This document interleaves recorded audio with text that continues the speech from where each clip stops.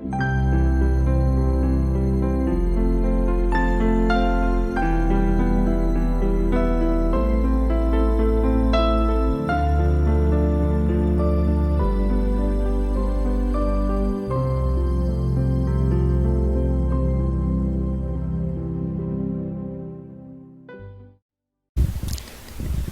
noite a todos. Hoje nós vamos fazer uma homenagem. Eu coloquei o título Um Amigo, mas na realidade é uma homenagem a esse ícone que Jesus concedeu para nós, essa entidade, né, esse ser chamado Chico Xavier. Ele nasceu com o nome de Francisco de Paula Cândido em 1910, no dia 2 de abril, na cidadezinha de Pedro Leopoldo.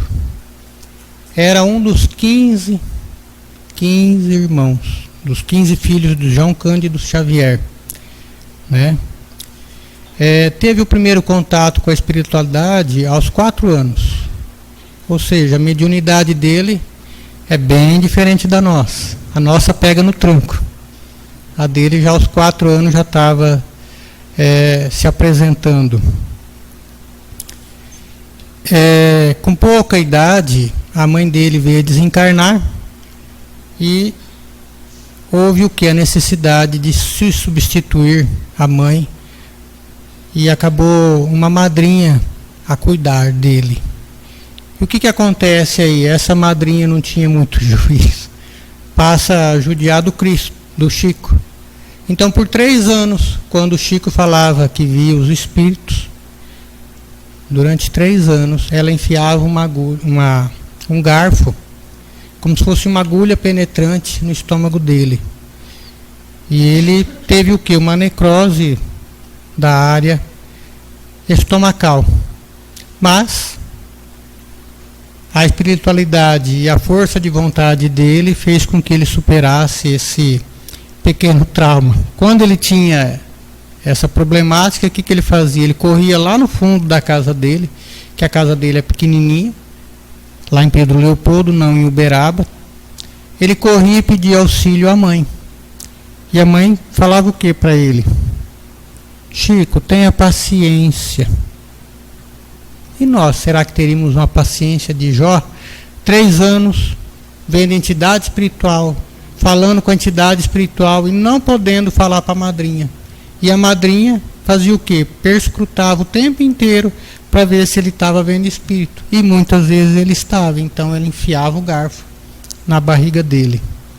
Aí, a gente está vendo o nosso colega de jornada, aos 20, aos 30, aos 40, 50, 60 e até aos 90 anos. Chico teve acréscimo. Ele teve acréscimo de vida aqui na Terra. Enquanto que nós geralmente temos decréscimo por causa das nossas descuidadas da vida, o Chico teve a vida acrescida. Eu vou mostrar isso aí mais para frente, vocês talvez já tenham até visto essa cena, né? Mas ele teve um acréscimo de pelo menos 2 anos de vida. Para nós não temos esse acréscimo aí. Pode passar, Delei. Acho que vai ter embaixo aí. Aqui a série André Luiz, esse compêndio de livros que vem revelar para nós a realidade espiritual.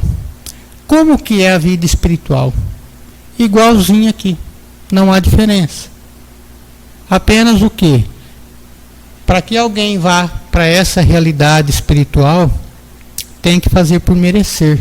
Tem que se corrigir, tem que se melhorar, tem que se esforçar. Quem não se esforça não adquire possibilidade de ascender. A regra, hoje ainda no planeta Terra, é o que? Nós permanecermos aqui, entre os encarnados.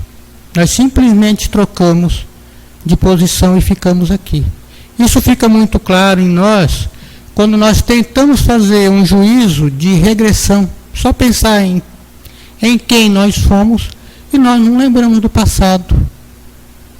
Muito dificilmente nós lembramos do passado. Por quê? Porque o nosso passado foi aqui entre os encarnados. Uma vez mortos, nós continuamos aqui. Nós nem subimos, nós nem descemos.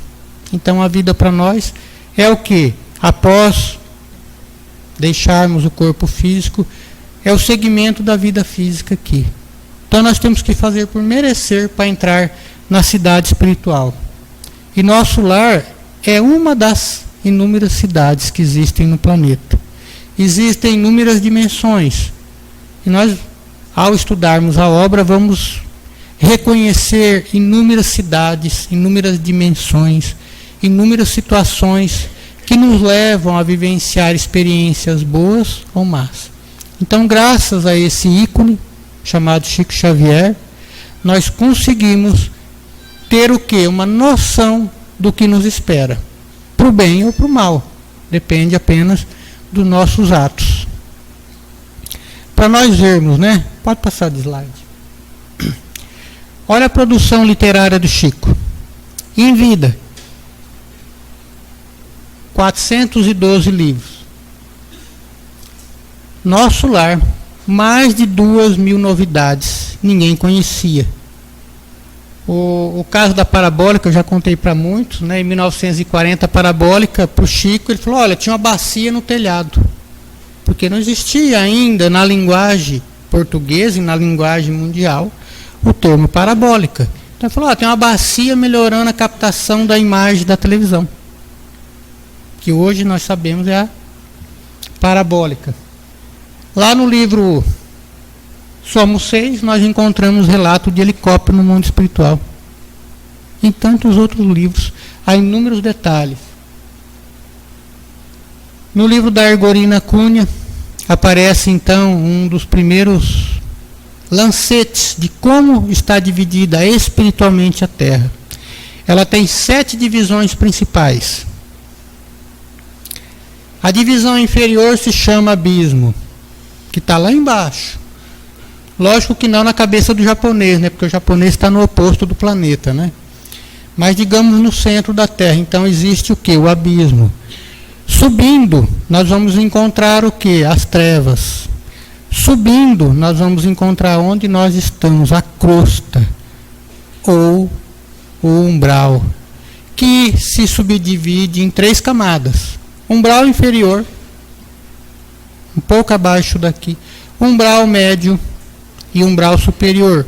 Umbral superior é onde está nosso lar. Então, nosso lar é uma cidade ainda umbralina.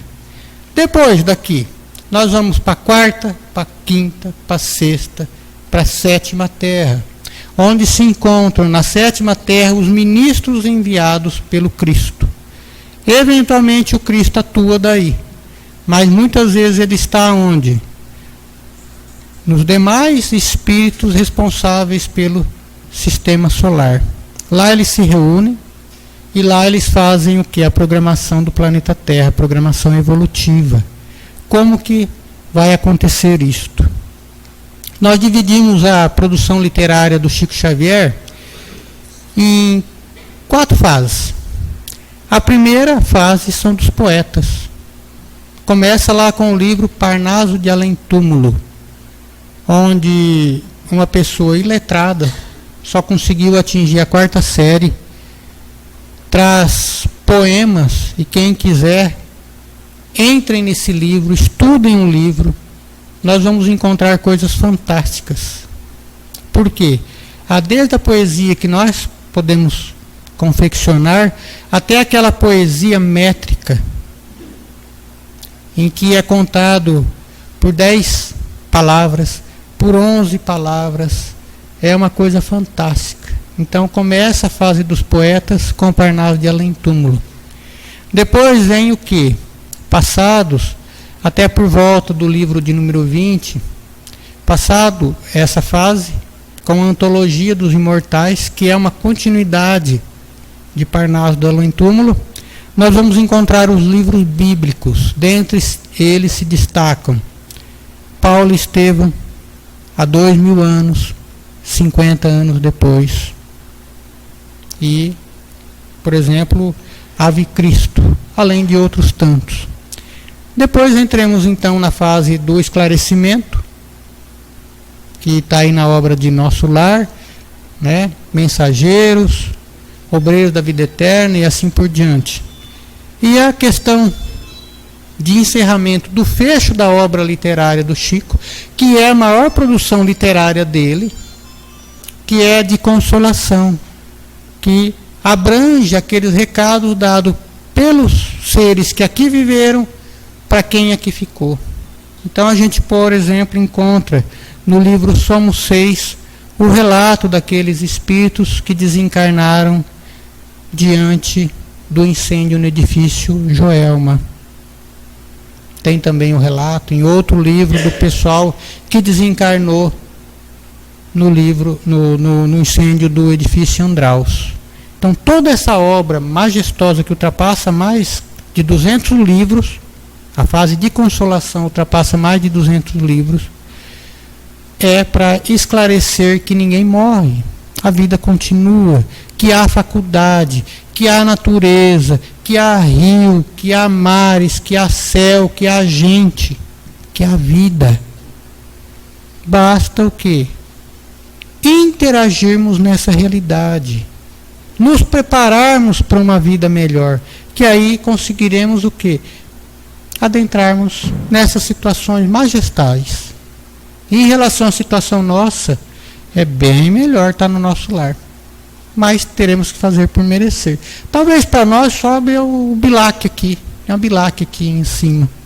Né? Quem sabe? Né? Vamos lá, Delei?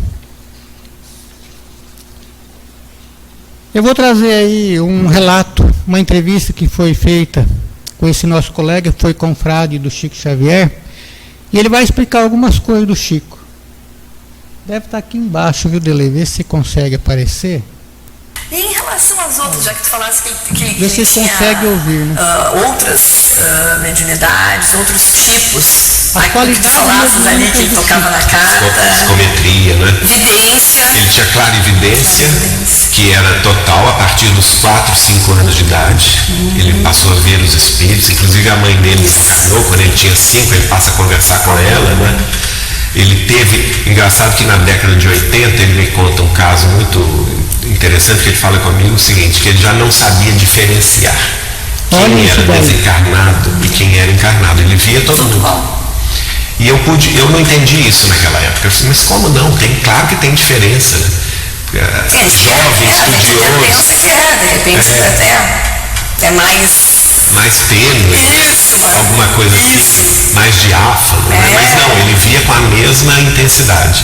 Até o dia que eu presenciei essa cena que ficou gravada na minha memória, 2 senhoras chegando de Goiânia, chorosas, a mãe e filha. E elas se abraçaram ao Chico, ele abraçou a primeira, pelo visto eram conhecidas dele de longa data, abraçou-se a primeira, a mais velha, deu o nome dela, como vai fulana, abraçou-se a segunda, e aí ele fez o gesto de abraçar uma terceira, e deu o nome dessa terceira, e aí que as duas choraram mesmo, porque era a mãe e a avó que estava ali. E ele ficou surpreso, mas por que vocês estão chorando? A mais nova vira para ele e falou assim, porque é vovó, Chico. Eu sei, pois ela veio com vocês. Não, Chico, vovó desencarnou há 30 dias, a mais nova falou. Aí é que ele se deu conta de que era um espírito desencarnado. Mas só que nós estávamos ali vendo aquela cena dele abraçar o ar. Sim. Claro que a gente se deu conta antes dele, né, inclusive. Então aí é que eu fui entender o que ele falou comigo, que ele já não podia mais diferenciar quem estava no mundo da carne. E aí ele continua na entrevista, né? Então, para um espírito desse, ele já não conseguia diferenciar quem era vivo e quem era morto. Ele cita, por exemplo, a faculdade da psicometria. O que é psicometria? Você rela a mão em qualquer objeto e você consegue voltar à origem desse objeto. Há médiuns que conseguem, segurando, por exemplo, esse papel, voltar à origem do planeta Terra. Se ele segurar mais um pouco, ele volta à origem, talvez, do sistema solar. É que é muita informação, o cérebro não aguenta. Aqui no caso também o Geraldinho está citando que duas senhoras foram buscar a informação da avó. E o Chico cumprimenta-as pelo nome. Ele nunca as havia visto, mas ele sabia o nome da filha, da mãe e da avó. Isso é o que? A presciência, você já saber de antemão as situações. O Chico tinha isso. Então há tantas outras qualidades, né? Mais uma que é interessante, essa foi com o Divaldo Pereira Franco, mas o Chico fazia isso aí direto. Vejam que interessante. Notre frère Divaldo, Nosso irmão Divaldo, durant quelques instants, durante alguns instantes, a produit une écriture que voici, produziu a escrita que ele está mostrando, qui est illisible. Est-ce qu'on pourrait... que é ilegível, illisible. On croirait des hiéroglyphes. parece mais hieroglifas. Mais si vous retournez la feuille Agora, quando vira a folha, à la lumière, na luz, vous avez un texte en français. tem um texto em francês.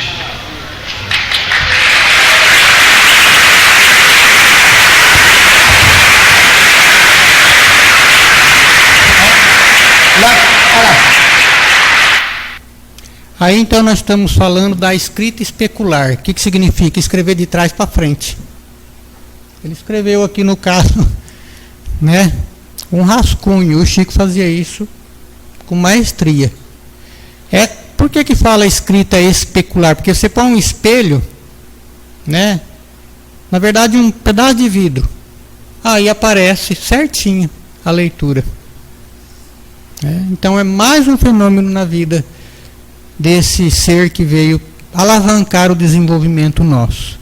Só para vocês terem uma ideia, ele vendeu 45 milhões de livros até 2010. Só para a gente ver o dobro do mais conhecido brasileiro, que é o nosso Paulo Coelho. Hoje, nós já temos mais de 490 livros publicados por Lavra do Chico, porque muitos ficaram lá na casa dele e hoje estão republicando, na verdade não, reeditando esses textos dele, porque estão manuscritos, estão divulgando. Então há inúmeros livros, por exemplo, Sementeiras de Bênçãos, Deus Conosco, são livros pós-mortem do Chico, resgatados de 1940, 1950, estão vindo à tona aí, com coisas inéditas, né? O Chico, desde os 5 anos de idade, já possuía gravado na mente dele o Evangelho segundo o Espiritismo. Como que alguém,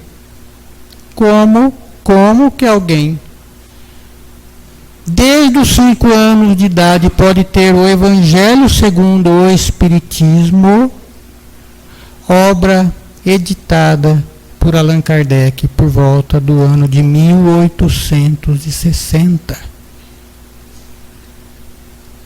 Em menos de 50 anos ele já tinha aquilo na cabeça. Como que um ser consegue isto?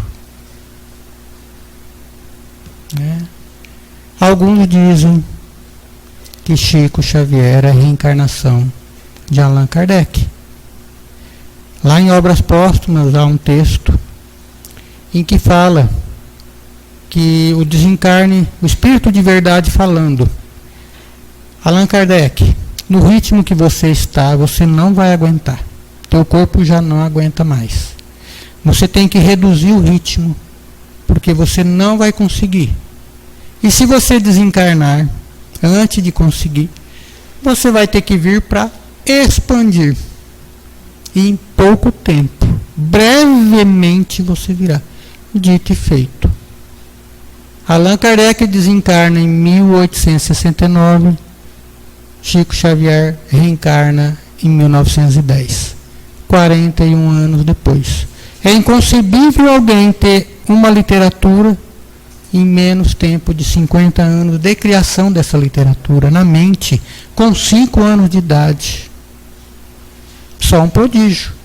E o prodígio a gente sabe que é aquele ser que já vivenciou outras existências, que já passou por experiências próximas àquilo que ele está retratando.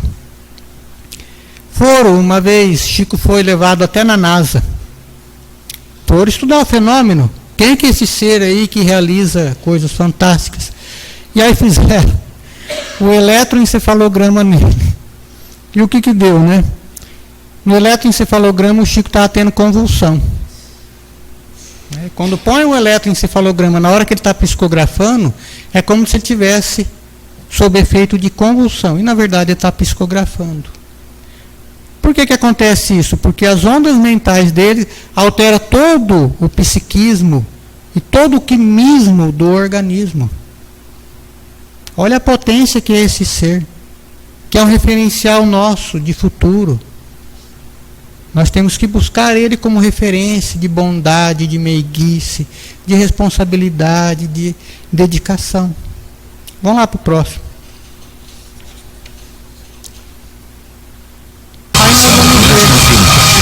Enquanto o luminoso passa em alta velocidade diante da lente. Fez o mundo se divide em dois, depois se une. Este ano parece passar em frente à janela do quarto em que o Chico está internado. Seria algum reflexo, um passe, algum defeito no equipamento? Só hora em que essa filmagem foi feita. O estado de saúde de Chico Xavier sofreu. Foi naquele momento para frente que ele passou a melhorar. A febre desapareceu, a sua respiração melhorou e ele ficou. Clica um pouco para frente que acho que ele fala, ou já encerrou. Durante uma filmagem. Acabou mesmo dele. Então aí, o que aconteceu? Quando o Chico tinha 90 anos, estava com uma febre tremenda, já debilitado pela idade, entra essa luz. Essa luz foi esclarecido que se tratava da mãe dele, Maria João de Deus. E ela entra lá e concede a ele, devido a uma autorização da espiritualidade superior, ela concede energia e ele vive por mais 2 anos. Foi dada oportunidade de recalibrar o organismo dele. Nós sabemos que a espiritualidade pode fazer isto. De forma pequena, nós vemos isso com os passes nossos. A pessoa chega aqui na casa transtornada, alterada, toma o passe e sai já relativamente recalibrado. Então o passe, devido à nossa pequenez, é um acréscimo. E para o Chico, porque ele ainda tinha muito que fazer nesses 2 anos, foi dada essa oportunidade. Em 2000, foi feita uma eleição no Brasil inteiro. E o Chico foi, no Brasil inteiro não, no estado de Minas Gerais, e o Chico Xavier foi eleito mineiro do século. 12 anos depois, através do SBT, Chico foi eleito o brasileiro do século. É um ser que dividiu o país. É um ícone. Futuramente, talvez muito poucos se lembrarão dele, mas ele dividiu o país a ponto de ser reverenciado como o brasileiro mais importante do século passado. Coisa que nunca tinha acontecido. Concorreu com Ayrton Senna, concorreu com o Lula, concorreu com a irmã Dulce, concorreu com Dom Pedro, e ele sempre foi galgando os pilares até atingir o primeiro posto. Só para a gente ver, o Saulo Ramos, no último dia aí em que teve a votação, ele falou que o Chico Xavier ajudou mais de 15 mil instituições filantrópicas ou religiosas, de qualquer espécie. Não só espíritas, sejam elas católicas, evangélicas, hinduístas, brahmanes, etc. Tal. E nunca ninguém soube disso. O recurso obtido com a vendagem dos livros era revertido para essas instituições ou para ajudar aquelas pessoas que o procuravam lá. Muitas vezes ele colocava um dinheiro na mão das pessoas para ajudá-las. Vamos para o próximo aí. Aí começa o problema dele, tentar prejudicá-lo, né? Em agosto de 1944, os repórteres da Vinastre e Jamazon, da revista O Cruzeiro, foram à cidade de Pedro Leopoldo para testar os poderes mediúnicos de Chico Xavier. Os dois apresentaram-se como jornalistas americanos. Bom, eu acho que o Davi Nasser entrou na história do Chico para tentar desmoralizá-lo. Davi Nasser foi esse jornalista que, junto com o Jamazon, fizeram grandes reportagens na revista Cruzeiro. Que era uma revista muito famosa na época. O Jamazon conseguiu fazer umas fotos muito especiais de Chico Xavier em posições particulares. O Nasser deu uma visibilidade negativa para o Chico, colocou o Chico na principal revista semanal de informação do país. E ele era um cara que não media esforços para melhorar a história que ele estava contando. O que importava para ele era a verossimilhança, não a verdade. Mas eles tentavam ver se onde era a falsidade de Chico Xavier e não conseguiram. Foi uma exposição negativa, mas que lançou o Chico nacionalmente. Então tira o Chico de Minas Gerais, que era aquele personagem do interior de Minas, e coloca o Chico no Brasil. Quando foi de madrugada, o Manzoni me telefonou e disse: você já viu o seu livro, do Chico Xavier no museu? Eu falei: não. Estava escrito exatamente isso. Ao meu irmão Davi Nasser, de Emanuel, por coisas assim, é que eu tenho muito medo de me envolver em assuntos de espírito. O que aconteceu aí? Eles foram tentar falar que o Chico era um farsante. E o Chico autografou um livro para cada um, que era o Jean Maslum e o Davi Nasser. E ele falou: leva e abra em casa. O Chico não os conhecia na hora que ele escreveu. Porque eles chegaram, ele já psicografou, autografou, guarda e falou: leva para casa. Aí que depois começou a reportagem. E eles, muito tempo depois, abriram o livro. E o que estava lá? Ah, o fulano de tal. Então Chico já tinha a presciência de quem viria. O problema é o quê? Que aproveitaram da meiguice dele e tentaram ludibriá-lo, falando que ele era um farsante. Caíram por terra, a ponto do nosso querido colega aí ter medo do espiritismo. Por que ele tem medo? Porque ele viu que ele errou. Ele foi lutar contra as forças do bem e até hoje ele morre de medo de ter relação com a doutrina espírita, porque a doutrina espírita busca o quê? Tirar de nós todo o atrasado e refugir em luz. Então o Davi passou por alguns problemas aí. Pode ir para o próximo, Delay.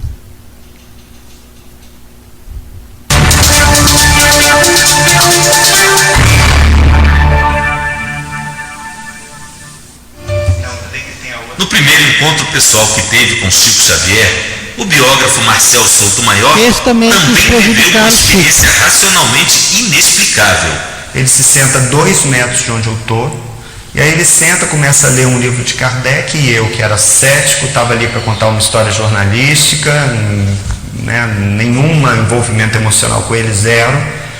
Eu começo a sentir gotas e gotas e gotas caindo na minha camisa, uma camisa branca, me lembro. Cai. Aí eu sinto aquilo, olho pro teto, era um teto de telha assim. Eu falo: gente, goteira, mas não tá chovendo. Aí eu mudo assim de lado, ainda sai um pouquinho. Demoro a entender, a acreditar que eram lágrimas mesmo, que jorravam, molhavam a camisa inteira. Do meu rosto eram lágrimas, sem emoção, sem soluço, sem nada, e eu não conseguia controlar. Então o que aconteceu aí? Foi esse Marcel Souto Maior já passou por inúmeras situações emblemáticas com o Chico. Ele era o que? Um cético, ainda é um cético, é um repórter muito famoso, hoje é um diretor da TV Globo, ainda é cético, ele tenta o quê? Desmascarar o Chico. Mas quando ele se aproxima do Chico, a espiritualidade lhe prega inúmeras peças. E uma delas ele está lá em Goiânia e vai tentar pregar uma peça no Chico e a mão dele começa a pegar fogo. Ele sente a mão pegando fogo, ele pede socorro ao Chico. Socorro, socorro, socorro. E o Chico, né? O que está acontecendo, meu irmão? Ai, Chico, eu não vou conseguir mais escrever porque minha mão está pegando fogo, eu já estou soltando a caneta. Faz uma prece para Deus. Aí ele faz a prece para a quentura. Então a espiritualidade já sabia que a pessoa estava mal intencionada lá. E diante do bem você não consegue ludibriar o bem. Só para a gente ter uma noção, alguns conseguiram fazer uma cronologia de algumas reencarnações do Chico. Então, uma das primeiras reencarnações dele data do ano de 3300 no Antigo Egito. Depois ele se torna um faraó em 1490 a.C. Alguns dizem que ele foi Platão, já que Sócrates seria Divaldo. Ainda está aqui. Ele foi no livro há 2000 anos, a Lívia, né? A filha da Flávia, né? Flávia Cornelos, que era mulher do Públio Lentulus. Depois ele reencarna na França como Clara, discípula de Francisco de Assis. Depois, um pouco mais, ele reencarna como Jean Rus, um teólogo, um estudioso da religião, e que acaba por modificar, igual a Martim Lutero, o entendimento da igreja sobre as questões pagãs. E hoje todo mundo o segue. Ele vem como José de Anchieta aqui no Brasil. E depois reencarna como Allan Kardec, na última encarnação antes de Chico Xavier. Vamos pegar um depoimento aí de uma pessoa que não tem nada a ver com a doutrina, né? Mas o Chico Xavier é um homem que merece o nosso... Eu posso não concordar absolutamente nada com a religião, com os princípios teológicos dele. Eu não sou reencarnacionista, eu não acredito em reencarnação, mas eu não posso negar, Marília, que aquele homem só fez o bem enquanto viveu, do ponto de vista social. Mas você está aqui afirmando que você não acredita que ele fizesse, que ele recebesse. Não, eu não acredito. Você não acredita. Não faz parte do meu contexto de fé aquilo. Mas o respeito pelo humano, pelo Chico homem, pelo Chico que tinha uma sensibilidade profunda com as pessoas, um ser humano que fez diferença no seu tempo, porque foi um homem absolutamente ligado a gestos de caridade, gestos de amor. Eu vou contestar um gesto de caridade, Marília? É possível contestar um gesto de amor? Aí a gente vê a máxima da doutrina espírita: fora da caridade não há salvação. Não é fora da igreja, é fora da caridade. Independentemente da fenomenologia que o Chico produziu, ele foi o quê? Um ser caridoso, um ser humano que respeitou o próximo. É isso que Jesus quis. Jesus não fundou nenhuma religião. A religião do Cristo é o quê? Ser amigo de todos, ser irmão de todos, respeitar a todos, agir com dignidade perante todos. Não o que a gente se vê por aí afora. É isso que a gente tem que ter como contexto de cidadão, de ser humano, independentemente da religião. E Cristo e Chico foi isso, foi além da religião que ele professava, que era a doutrina espírita. O Chico foi levado 2 vezes à entrevista, que se chamou Pinga Fogo. O Pinga Fogo foi passado em 1970. 69, 70. E o share que eles falam, a quantidade de pessoas que estavam assistindo, equivaleu, na rede Tupi da época, equivaleu a 75% da população do Brasil. Esse índice, na época, só foi atingido quando o Brasil conquistou a Copa do Mundo. Olha quem foi essa entidade. Capaz de o quê? De nos magnetizar para que ficássemos assistindo. E foi o primeiro programa passado que terminou por volta das 4 horas da manhã. Começou às 11 e era de 2 horas, mas devido à pergunta, devido ao pessoal ir aprendendo com as lições dele, foi por volta das 3h30, 4 horas da manhã. Então, olha o magnetismo de um ser bom, o que não faz? Uma única pessoa movimenta, atrai e serve de referencial para nós. Pode para o próximo. Olha a meiguice de um ser desse. Eu sou um grande admirador, é como uma oportunidade de a gente ver bem próximo um enviado de Deus. Né? É possível definir o Chico numa frase, sabe? Amor. Uma palavra, né? Uma palavra amor. E uma frase é a certeza de que, mesmo todo mundo, no mundo de hoje, todo mundo fala o contrário, né? A certeza de que vale a pena fazer o bem ao próximo.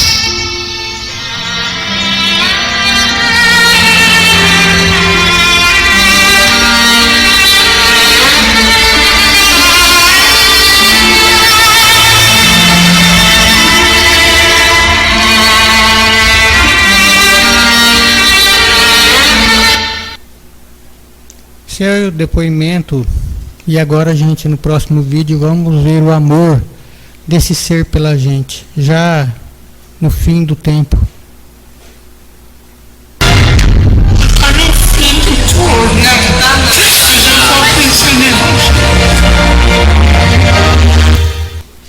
Aí a gente vê que ele nunca esqueceu da gente. Ele estava no fim do corpo, mas eu estou levando vocês em pensamento. Eu não posso deixá-los. E até hoje não nos deixa. Ele trabalha no planeta inteiro socorrendo as vítimas, socorrendo as pessoas mais desvalidas. Eu vou contar só para encerrar, eu contei ontem para o pessoal de estudo aí, foi uma antecipação, então ele já sabe a historinha. Talvez alguém aqui já conheça a história do Jorge. Já ouviu falar do Jorge? Pouco, né? Então o Jorge era um capial, na verdade um mendigo, que não tinha parada certa, mas sempre andava pelo redor de Uberaba e às vezes um pouco mais além, vinha de Araxá, Sacramento. E eventualmente ele se dirigiu ao Chico. E ninguém queria chegar perto dele porque o Jorge tinha o pé rachado, ele andava descalço. Né? Tinha uma ferida na boca que sangrava várias vezes. E uma roupa surrada, fora que ele era avesso a tomar banho. Então ele chegava no centro lá do Chico, o que acontecia? Era um fenômeno o Jorge. Era um fenômeno. O Jorge chegava, os espíritas que eram pão duros, não sei se hoje são, né? Mas os espíritas da época eram pão duros. Muito difícil de abrir a mão. Mas quando o Jorge chegava com aquela bolsa a tiracolo, você só se via espírita jogando dinheiro na bolsa dele. Por que isto? Porque o ser humano não gosta de respeitar o próximo. Então, se pudesse encher mais rapidamente a bolsa do Jorge, e o Jorge vê que aquele dinheiro bastava, o que acontecia? Essa era a intenção dos espíritos. Ele vai embora e acabou. Não contamina o ambiente de fedor. Essa era a intenção dos espíritos, hein? Acho que não mudou muito, não. É? Pouca coisa. E o Chico fazia questão de deixar o Jorge lá. As sessões mediúnicas do Chico começavam às 7h30. E geralmente ia até 4 horas da manhã, 5 horas, 6 horas, 7 horas. E o Chico gostava de conversar com o Jorge por volta de meia-noite. E o que acontecia? O pessoal tinha que encarar o Jorge. O Jorge ficava sentado lá, né? Ele faltava os dentes, então ele não tinha escova de dente. Ele conversava com um, mas ninguém o atendia, com o outro também não. Um fazia cara feia, o outro virava de lado. Era esse o problema do Jorge. E lá pela meia-noite, tendo a fila e o Jorge lá. Jorge, venha cá, Jorge. O que você está fazendo aí? Ô, tio Chico, estava esperando o senhor. E ele falava meio caquético, né? Vem cá, Jorge, que saudade. Aí o Chico ia lá e abraçava e beijava, e o Jorge colava assim, né, eu beijar ele, o Chico ia lá e beijava. Se fôssemos nós, já teríamos repugnância. Muitos já estariam talvez vomitando por causa do mau hálito. Mas o Chico não fazia alteração de fisionomia, porque o Chico estava preocupado com o espírito. E lá ia ele e permitia com que o Jorge conversasse um longo tempo. Você imagina aqueles que estavam na fila, o Chico conversando com o Jorge, né? A chusca, todo mundo querendo tacar fogo no Jorge, todo mundo pensando mal, tira logo esse cara daí. Era assim que acontecia. O Chico ficava uns 15 minutos, 20 minutos com o Jorge. No final, pedia para o Jorge declamar a poesia. Todo mundo já conhecia aquela poesia. Mas o Jorge falava com a maior alegria aquela poesia. E já tinha repetido ela inúmeras vezes. Aí depois disso, o Chico ainda pegava e colocava mais uns poucos de dinheiro na bolsa do Jorge. Jorge, quando você quiser, você volta aqui. Ai, tio Chico, outra hora eu volto. E dá licença. E o que a gente vê nesse ato? O ato de humanidade. Independente da circunstância da pessoa, nós temos que ser humanos. Mas nós não, nós refugamos. Se nós refugamos alguém, nós seremos refugados. Essa é uma realidade da lei divina. E, passado algum tempo, o Jorge desencarnou. Quem que vai socorrer Jorge? Quem vocês acham? Tirando o pessoal da quarta e tirando a Zilda, né? Quem vocês acham que foi socorrer o Jorge? Tirar ele do corpo. Alguém tem ideia? Ninguém? Eu não fui.